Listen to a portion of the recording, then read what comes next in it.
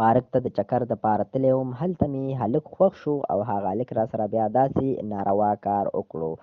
دغه جینۍ چې وایي چې پارک ته د خپلې فیملۍ سره زه چکر دپاره تللی وم، هلته زما یو هلک ډېر زیات خوښ شو. غوښتل مې چې یارانه ورسره وکړم او خپل د موبایل نمبر مې ورله ورکړو.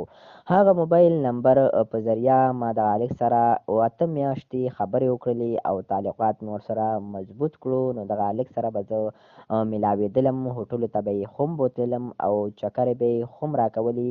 زما ورسره ډېره زیاته محبت شو او غوښتل مې چې زه ورسره واده وکړم. ما ورته څو پیرې وویل چې خپل کورنۍ والا دې راولېږه چې زما رشته وغواړي او زه تا سره واده کول غواړم. خو دغه هلک به زما خبره اړوله راړوله او نه یې غوښتل چې ما سره واده وکړي. زه یې صرف د استعمالولو دپاره ساتلی ومه. څو پیره یې راسره دغه کار په دې شرط وکړو چې نن به خپل مور درلېږم او سبا به یې درلېږم او بیا به یې راسره دغه ناروا کار وکړو او ویډیوګانې به یې رانه هم جوړې کړلې.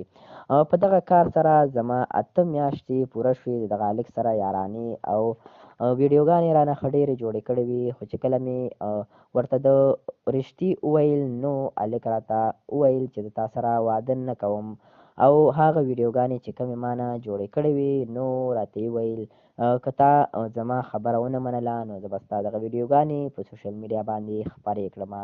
نو مجبوری نه ما به د هغه هلک خبره منله او داسې ناروا او غلط کار به مې ورسره کولو.